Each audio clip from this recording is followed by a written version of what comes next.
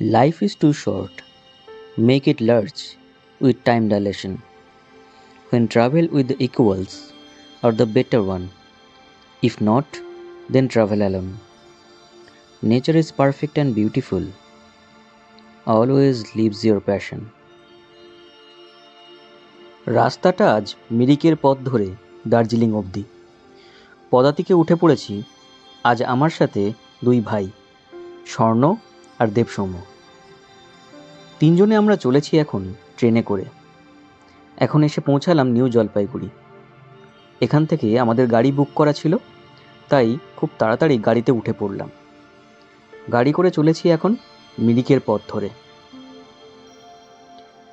এই প্ল্যানটা আমারই করা ছিল, তাই এবার মিরিকের পথ ধরে যেহেতু যাচ্ছি, সেই মিরিকের যে স্পটগুলো আছে সেগুলো দেখতে দেখতে আমরা যাব। এই রাস্তার ডান দিকে চলে গেছে দার্জিলিং, আর এই পাশের রাস্তাটা দিয়ে যেটা যাচ্ছি সেটা হলো মিরিকের রাস্তা। এটি হলো দুধিয়া নদী, এর উপর দিয়ে যে ব্রিজ সেটি আমরা পার করছি। চারিপাশের ভিউ অসাধারণ সুন্দর, তাই আপনারাও দেখুন মন দিয়ে।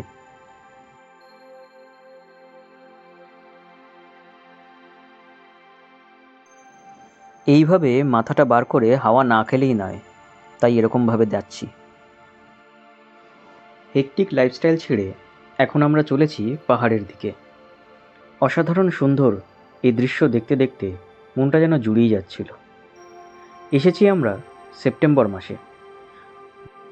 গাড়ি চলেছে চা বাগানের মধ্য দিয়ে। এই চা বাগানের ভিউ দেখার মজাই আলাদা। এবার আমরা এসে পৌঁছালাম আই লাভ মিরিক ভিউ পয়েন্টে। চারিপাশটা এতটাই স্নিগ্ধ আর সুন্দর, দেখে যেন মোহিত হয়ে যাচ্ছিলাম। এখান থেকে ছবি তুলে তুলে আমরা বেরিয়ে পড়লাম আবার গাড়ি করে। পাইন বনের সারি, তার মাঝখান দিয়েই আমাদের রাস্তাটা চলেছে। মনে হচ্ছিল এখান থেকে নেমে হেঁটে যাই। এখন চলে এসেছি একটি রেস্টুরেন্টে। সকাল থেকে অনেক কিছু খাওয়া হয়নি, তাই এখন খেতে বসবো। এই পাখিটি খুব সুন্দর লাগছিল দেখতে, তাই ছবি তুললাম। ওরা দুজন নিয়েছিল ম্যাগি, ফ্রাইড ম্যাগি, আর আমি নিয়েছিলাম মোমো। দাম খুব একটা বেশি না, সস্তাই। এই হলো মিরিক লেক। এই মিরিক লেকের ভিউ খুব সুন্দর।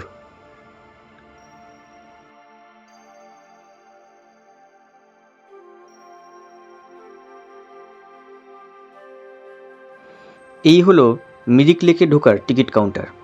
20 টাকা পার হেড। আমরা তিনজনেই টিকিট কেটে ভেতরে ঢুকে গেলাম। ভেতরটা খুব সুন্দর করে সাজানো। এখানে সবাই বসে আছে চেয়ারে। এখানে আপনি ইচ্ছা করলে অনেক সময় কাটাতে পারেন। বোটিং করার ইচ্ছা থাকলে এখানে আপনি বোটিংও করতে পারেন। এই ব্রিজটা পার করে আমরা উপরে যাব।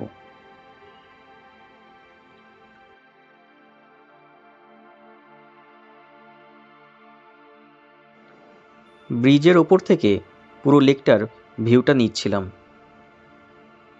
একটা স্নিগ্ধ হাওয়া আমাদের চারিপাশে সারাক্ষণ ঘুরে বেড়াচ্ছিল। এই জায়গায় ঘোড়সওয়ারিও করা হয়, আপনারা চাইলেও করতে পারেন। আমরা এই পথ ধরে আস্তে আস্তে হেঁটে চলে যাচ্ছিলাম। ভেতরের জঙ্গলটা খুব সুন্দর এবং সুন্দর করে সাজানো।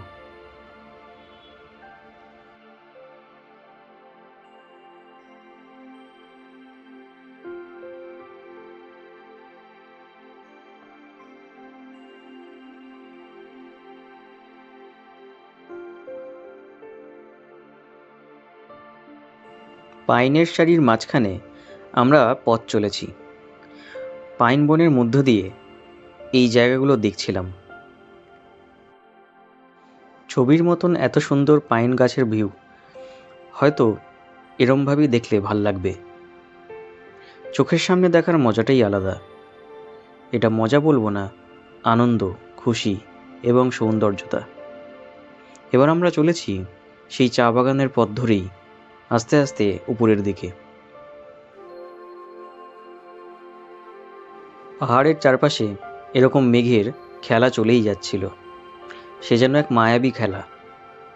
দেখে এত সুন্দর লাগছিল, আমরাও মোহিত হয়ে যাচ্ছিলাম।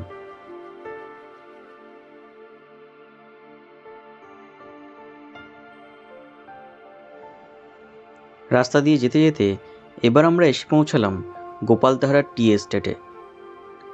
এখানে অনেকক্ষণ দাঁড়িয়েছিলাম আমরা, এবং উল্টো দিকের একটা টি শপ থেকে আমরা চাও খেয়েছিলাম, গোল্ডেন টিপসের চা। খুবই সুন্দর স্বাদ।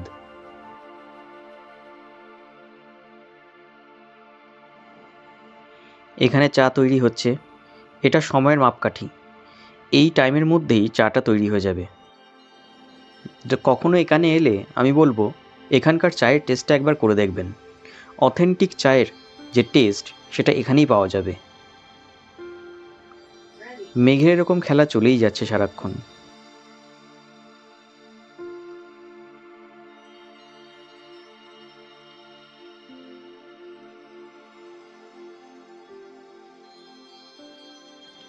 দোকানের ভেতর এরকম আসবাব রয়েছে, সুভিনিয়র, আপনারা চাইলে কিনতে পারেন। আমরা অনেকক্ষণ এখানে দাঁড়িয়েছিলাম, বেশ ভালোই লাগছিল। এবার আস্তে আস্তে গাড়িতে উঠে আবার রওনা শুরু করলাম। আমরা যেতে যেতে শুনলাম এই রাস্তাটার বাঁ দিকটা হচ্ছে নেপাল এবং ডান দিকটা হচ্ছে আমাদের ওয়েস্ট বেঙ্গল।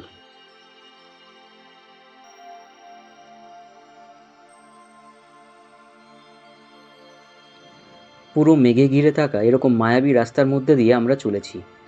মাঝে মাঝে তো পথটা দেখাই যাচ্ছিল না, তাই ড্রাইভার দাদারা সবাই ফগ লাইটটা জেলে গাড়ি চালাচ্ছেন এখন।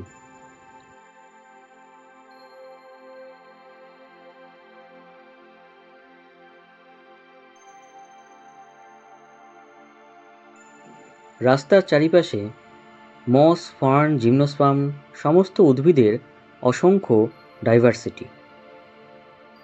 আমরা চলে এলাম এবার নেপালের যে বর্ডার একদম তার কাছে। নেপাল বর্ডারের সামনে আমরা তিনজনে এখন চলে এসেছি। অনেকক্ষণ ছবি তোলা হয়নি, তাই তিনজনে মিলে দাঁড়িয়ে এখন টুপি পরে ছবি তুলছি।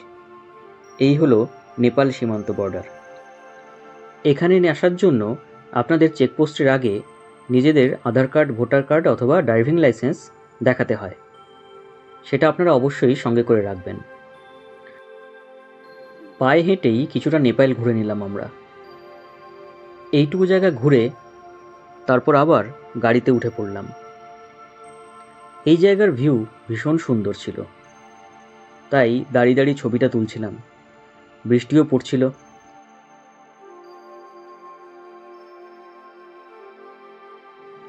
সুন্দর জায়গা দেখার জন্য সবসময় যে বাইরের দেশে যেতে হবে তার কোনো মানে নেই, কারণ আমাদের দেশেই এত সুন্দর সুন্দর জায়গা আছে, সেগুলো আমরা নিজেরাই দেখে শেষ করতে পারবো না। যেমন দেখুন এই জায়গাটা কতটাই সুন্দর লাগছে না? পাহাড়ি পথে এরকম বাইক রাইডিংয়ের ইচ্ছা আমারও ছিল এবং অনেকেরও আছে, কিন্তু অনেক সময় রিস্কি হয়ে যায়। তাই জন্য আমরা রিস্ক নিইনি, গাড়িতে চেপেই চলেছি সবাই মিলে।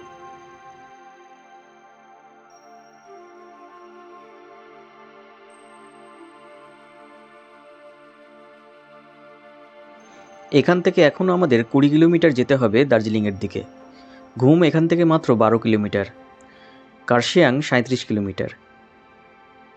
আমরা এখন চলে এসেছি এবার লেপচা জগতে। লেপচা জগতে আসার অনেক দিন ধরেই আমার ইচ্ছা ছিল।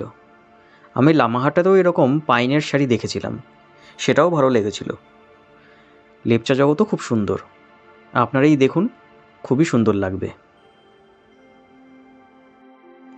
আমরা এখানে অনেকক্ষণ সময় কাটাচ্ছিলাম, ছবিও তুলছিলাম অনেক। তারপর বসে থেকে কিছুক্ষণ চলে গেছিলাম দার্জিলিংয়ের দিকে।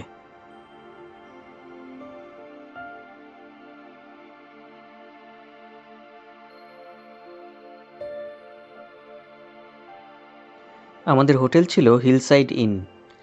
এটা আমি বুক করেছি মেক মাই ট্রিপ থেকে। প্রতিটা রুমের ভাড়া 1200 টাকা করে প্রতিদিন। দুটো ঘরই ভীষণ সুন্দর, অনেক পরিপাটি করে সাজানো এবং পরিষ্কার পরিচ্ছন্ন। আমরা হিল ভিউ নিয়েছিলাম দুটো রুমই, কারণ সকালবেলা উঠেই ছবি তুলতে হবে। এখন রাতের বেলা মারাত্মক বৃষ্টি পড়ছিল, বজ্রবিদ্যুৎ সহ বৃষ্টি হচ্ছিল। আমরা সবাই ঘরে বসে চা কফি অর্ডার করেছিলাম। আমি হট চকলেট অর্ডার করেছিলাম আর কফি অর্ডার হয়েছিল, সঙ্গে চিকেন পোড়া। সুন্দর লাগছিল খেতে, সঙ্গে মুভি দেখা চলছিল। এখন আবার ভিডিও করছিলাম, বাইরের যে বৃষ্টি পড়ার যে আওয়াজ, সঙ্গে যে ধোঁয়াশা, এই অন্ধকারের মধ্যেও ভালো লাগছিল। এখন এসে গেছে ফ্রেঞ্চ ফ্রাইজগুলো অসাধারণ ছিল খেতে। এবার রাতের বেলা ডিনার করে আমরা সকালবেলায় উঠে পড়লাম ঘুরতে যাব বলে। সকালবেলায় উঠেই এরকম দৃশ্য, মেঘের খেলা চলছে, সেটা জানলা দিয়ে পরিষ্কার দেখা যাচ্ছে। ভোরবেলা 6টার সময় এরকম সুন্দর দৃশ্য আর সঙ্গে পাখির ডাক যেন মনটাকে আলাদাই একটা স্বর্গের মতন জায়গায় পৌঁছে দেয়।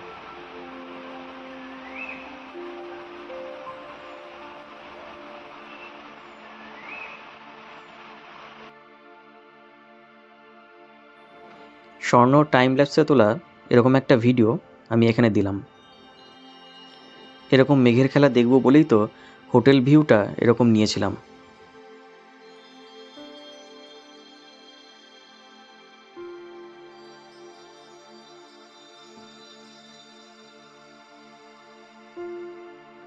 সকালবেলায় রেস্ট নিয়ে এবার আমরা চলে এলাম গ্লিনারিজে।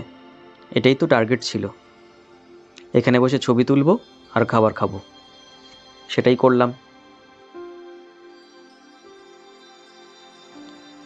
দুটো নিয়েছিলাম ফুল প্লেটার ব্রেকফাস্ট, আর একটা নিয়েছিলাম বেকন ফ্রাইড, সঙ্গে ছিল hot chocolate, T and coffee.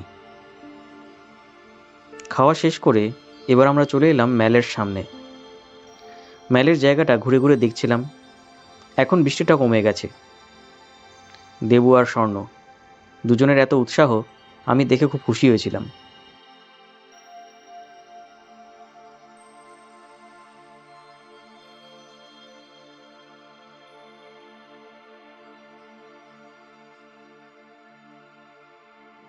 ম্যালের পাশ দিয়ে রাস্তাটা ধরে আমরা এগিয়ে যাচ্ছিলাম।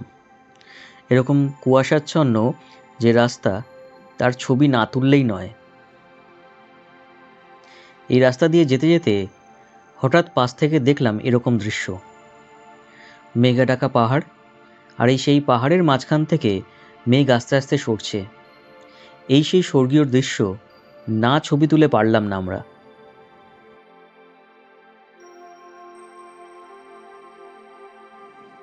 তবে আমি বলবো, ছবি তোলা আর সামনাসামনি চোখে দেখার মধ্যে অনেক পার্থক্য আছে। এই অনুভূতি কখনোই ভোলার নয়।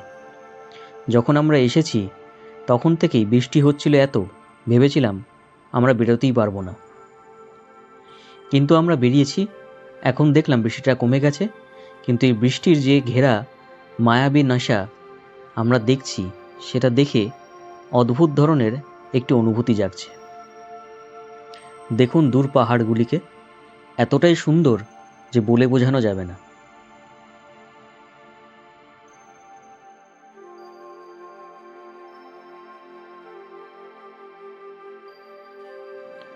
হাঁটতে হাঁটতে এবার চলে এলাম একটা ক্যাফেতে। ক্যাফে হাউস দার্জিলিং এই জায়গাটার নাম। মনে হয় এর মালিক বাঙালি। ক্যাফেটাকে অ্যাস্থেটিকভাবে সাজানো। দেবু আমাদের পাহাড় দেখাচ্ছে, দেখুন। এপাশে স্বর্ণ ভিডিও করে যাচ্ছে। স্বর্ণ আমারও একটা ভিডিও তুলে দিল।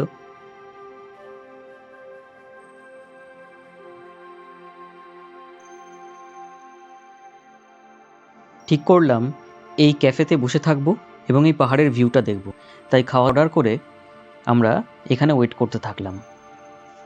ফ্রেঞ্চ ফ্রাইজ, হট চকলেট দেখতে দেখতে যখন 2:30-3টে বাজে, তখন এরকম ভিউ দেখতে শুরু করলাম। কাঞ্চনজঙ্ঘা ভাবে দেখা দেবে সেটা আমরা ভাবতেই পারিনি। এত সুন্দর অকল্পনীয় দৃশ্য যা কখনো চোখে না দেখে বিশ্বাস করা যায় না। স্বর্গের মধ্যে আছি যেন মনে হচ্ছে।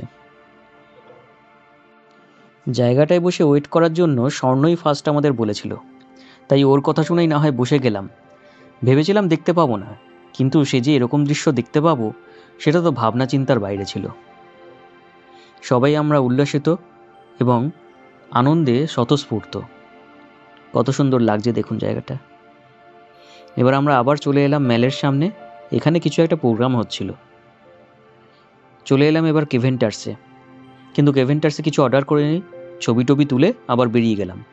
গিয়ে গ্লিনারিজ থেকে আমরা অর্ডার করলাম। রাতের ডিনারটা এখানেই সারলাম, কারণ এখান থেকে খাওয়া দাওয়া করে আমাদের বেরিয়ে যেতে হবে।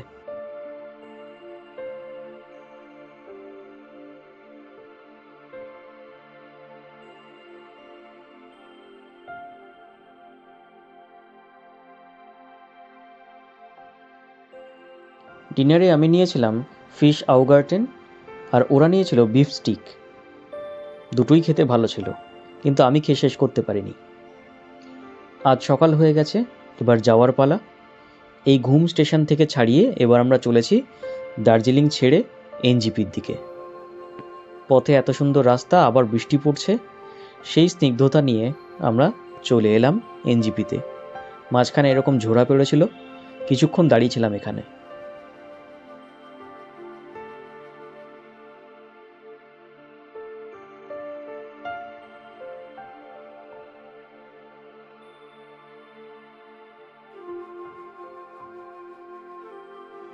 এখানে দাঁড়িয়ে কিছুক্ষণ ছবি তুললাম, সঙ্গে 3 কাপ কফিও খেলাম তিনজনে।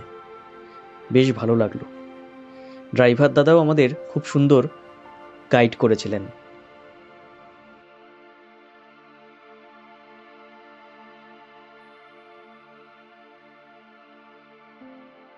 আমাদের বন্দে ভারতের টিকিট কাটা ছিল, তাই জন্য আমরা সকালবেলায় গাড়িতে করে চলে এসেছিলাম। আপনাদের যদি ট্যুর সম্পর্কে কোনো জিজ্ঞাসা থাকে তাহলে কমেন্ট বক্সে আমাদের জানাবেন, এবং লাইক ও সাবস্ক্রাইব করে আমাদের উৎসাহিত করবেন।